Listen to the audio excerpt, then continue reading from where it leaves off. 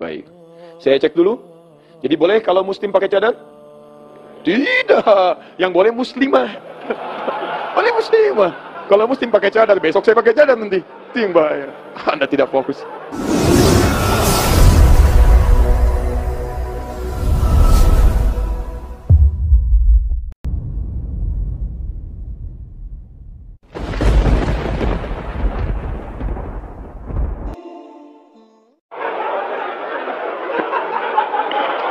Dua jam saya nerangkan di sini. Allahu Akbar.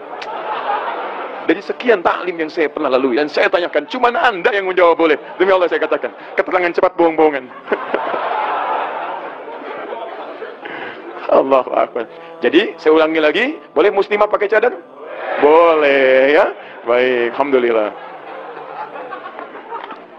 Kembalikan teman-teman sekalian. Sekarang mari kita baca hukumnya. Boleh itu diikat dengan apa? Apakah syarat pakai cadar harus cantik saja?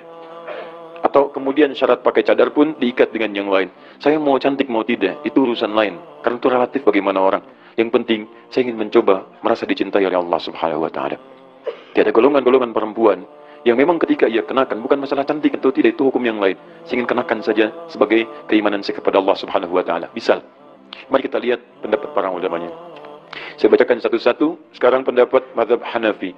Imam Abu Hanifah yang wafat tahun 150 Hijrah, seorang pakar, ahli Al-Quran, ahli tahajud, 40 tahun wudunya tidak batal-batal. Ini luar biasa. Sampai yang memandikan jenazahnya berkata, kamu telah membuat sulit kami para penerusmu. Maksudnya, beliau mengerjakan amalan yang sulit untuk ditiru. Sulit ditiru. Kita sehari aja sulit menjaga wudu supaya nggak batal. Ini beliau ini bukan nggak pernah batal, batal wudu lagi, batal wudu lagi. Itu selalu jaga wudu selama 40 tahun dalam hidupnya. Ya, dan seringkali bahkan isya sampai ke subuh itu nggak batal. Ya, nanti diteladani oleh Imam Syafi'i salah satunya. Pendapat mazhab Hanafi, wajah wanita bukanlah aurat. Wajah wanita. Jadi itu yang biasa dipandang. Tadi ayat An-Nur, Quran surah 24 ayat 31. Jadi wajah dengan telapak tangan di mazhab Hanafi itu yang biasa nampak. Lil hajah, karena kebutuhan tertentu. Ya, misal saling menatap, itu kan yang biasa terlihat. Kan? Tamu misalnya datang, Assalamualaikum, kelihatan. Siapa? Saya. Nampak kelihatan seperti biasa. Interaksi keseharian. Tangan juga begitu. Ada beli ini, beli itu dan sebagainya. Di pendapat dari mazhab Hanafi, wajah itu bukan bagian dari aurat, termasuk telapak tangan.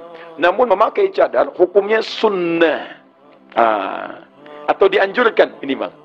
Bagi perempuan kalau ingin mengenakannya, silakan. Dia bukan bagian dari aurat, tidak wajib menggunakan cadar. Kata pendapat dari mazhab Hanafi. Tapi kalau perempuan ingin pakai cadar, jangan dilarang. Dan jangan diolok-olok, hati-hati. Jangan diolok-olok. Jadi karena dia ingin mengikuti bagian dari tuntunan, dia silakan dia mau pakai. Pertama, dia sunnah hukumnya kalau ingin pakai. Kalau merasa dengan itu, dia ingin meningkatkan ketaatannya misal, dan dengan itu dia ingin menjaga kehormatan dirinya. Saya tidak penting penilaian orang, yang penting penilaian Allah. Saya ingin kenakan karena Allah, misal. Saya ingin tutup dia, maka ketika dia tutup, Anda tidak boleh olok-olok. Sama dengan Anda mengolok-olok ibadah sunnah yang lain. Kata mazhab Hanafi itu sunnah. Kalau disebut sunnah, ada senilai dengan sunnah yang lain. Apa Anda mau mengolok-olok orang sholat 2 rakaat sebelum fajar? Atau apa Anda mau mengolok-olok orang sholat duha? Apa Anda mau mengolok-olok orang sholat sunnah ba'diyah maghrib? Apa Anda mau mengolok-olok orang puasa sunnah Senin dan Kamis? Itu kan sunnah. Jadi kalau Anda ingin memikir mengolok-olok orang bercadar, itu sama dengan Anda mengolok-olok orang yang puasa Senin dan Kamis. Sama dengan mengolok-olok orang yang sholat sunnah 2 rakaat sebelum subuh. Paham sampai sini? Jelas. Jadi kalau ada yang pakai seperti itu, kita hargai dan kita hormati. Masya Allah, semoga Allah berikan pahala kepadanya. Jangan diolok-olok. Wis, ninja datang. Teng. Wah, kayaknya istrinya Hattori itu. Itu jahat. Itu jahat. Dan dia telah melukai perasaan. Bukan cuma perasaan perempuan beriman, tapi juga telah melukai hadis-hadis Nabi dan ayat-ayat suci. Itu poinnya. Ya, jadi kalau Anda ingin bicara dengan yang baik, dengan kalimat yang indah, ya, sentuhlah ia tepat di hatimu, maka ia akan jadi milikmu selamanya.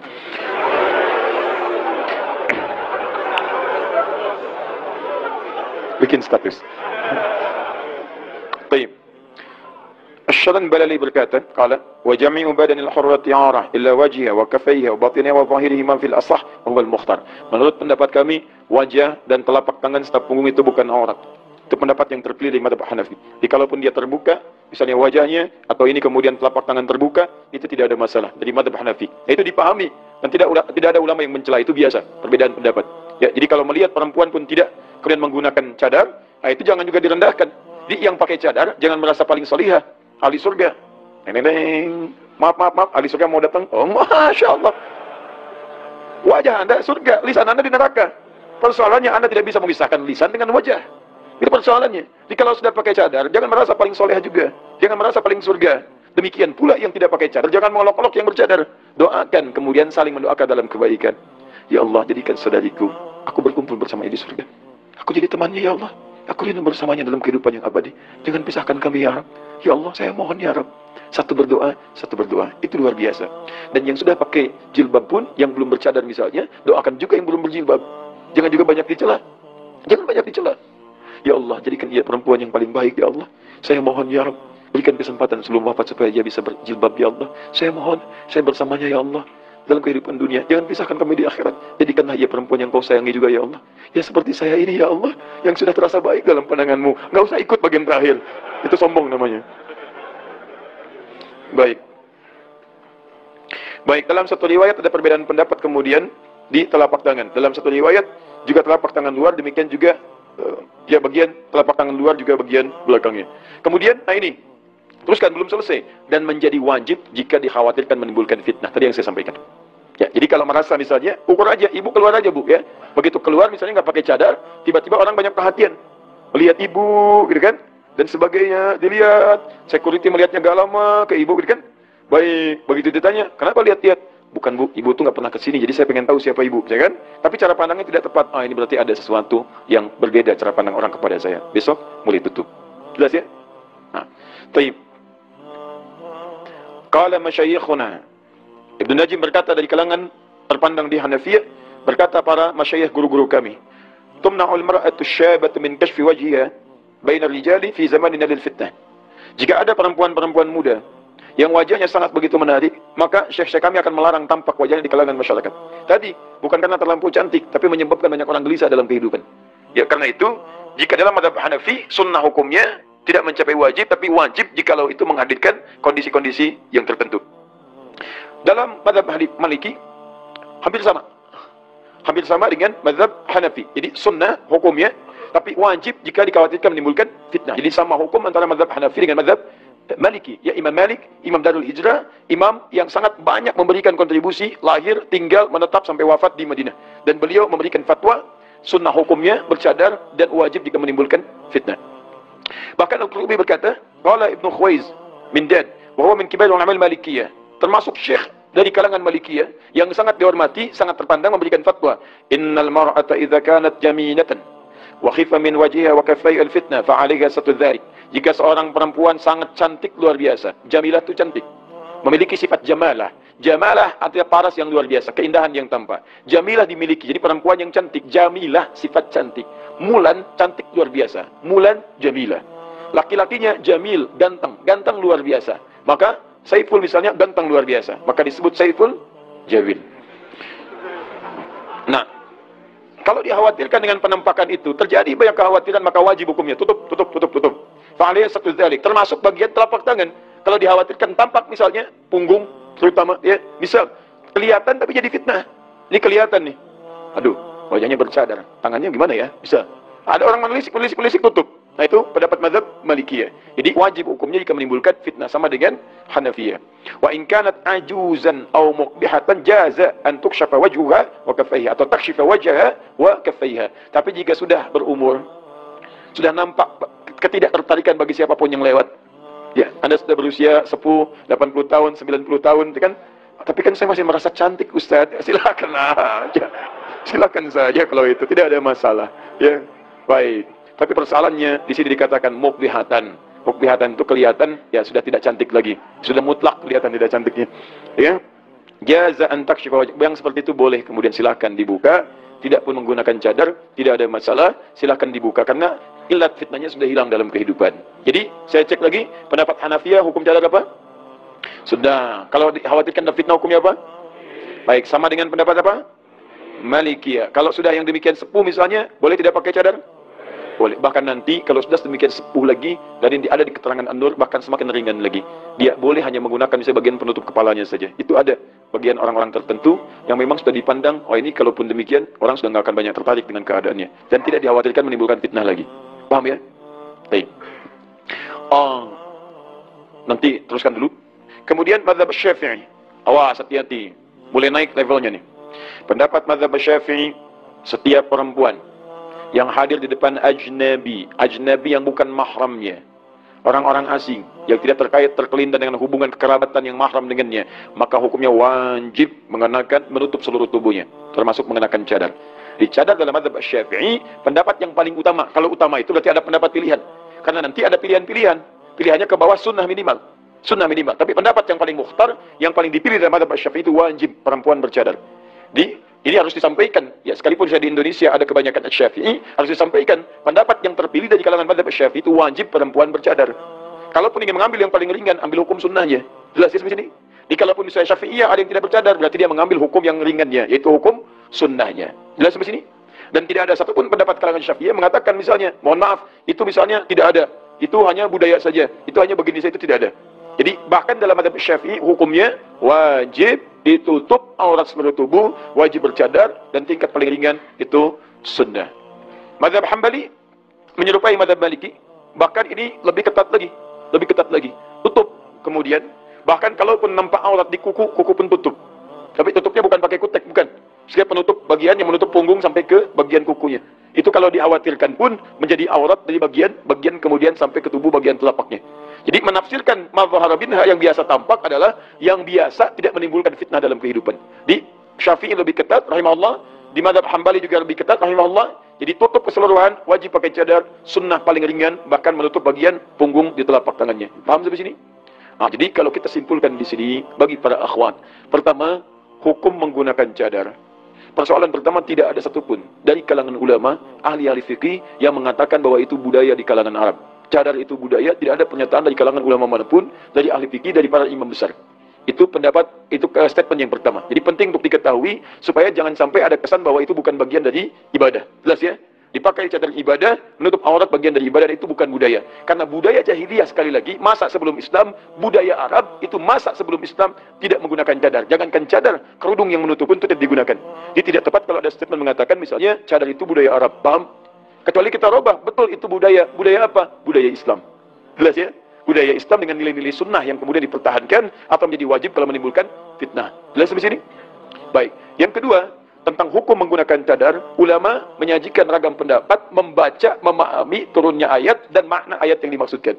Ingat kata Nabi, kalau kita ingin belajar Quran, belajar sunnah dari ulama, Ibnu Majah hadis 233. Ya, innal ulama warasatul anbiya. Para ulama itu pewaris para nabi. Wa innal anbiya la yurithuna dirhaman wala dinaran. Para nabi tidak mewariskan dinar dan dirham, tidak mewariskan rupiah, tidak mewariskan dolar. Yang diwariskan apa? Al-ilma. Ilmu pengetahuan. Jadi kalau Anda ingin memahami ayat ini, baca dari keterangan para ulama. Jangan nyimpulkan sendiri. Apa kata para ulama? Hukum cadar itu silahkan sunnah bagi yang ingin menggunakan.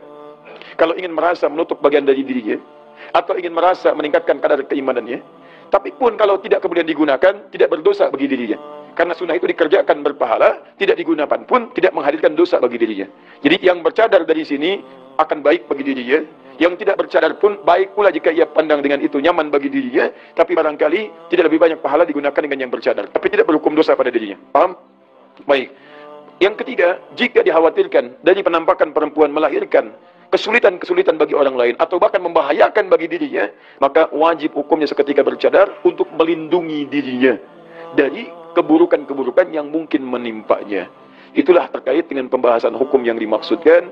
Mudah-mudahan jelas disampaikan, ayatnya sudah diuraikan, hadisnya disampaikan, keterangan ulama kami bawakan kitabnya, pendapat disampaikan, dan rangkuman sudah juga kami buatkan.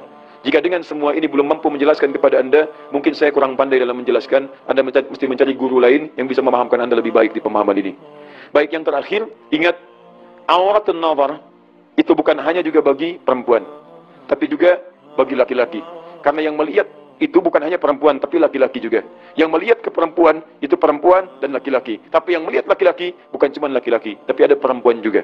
Ada perempuan juga. Jadi ada aurat satar, ada aurat nazar. Maka bagi perempuan pun, teman-teman sekalian, tidak diperkenankan untuk mengamati laki-laki kalau ada tampil laki-laki yang begitu menawan, begitu luar biasa. Misal, contoh paling gampang, Nabi Yusuf. Nabi paling ganteng di muka bumi.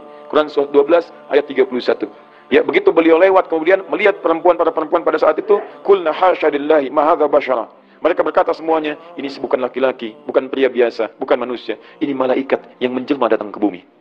Masya Allah. Faqata'na aydiyahunna. Tiba-tiba tidak sadar dia mengijis bagian tangannya. tampak indah, ganteng luar biasa. Tak terbayangkan, bukan seperti manusia biasa.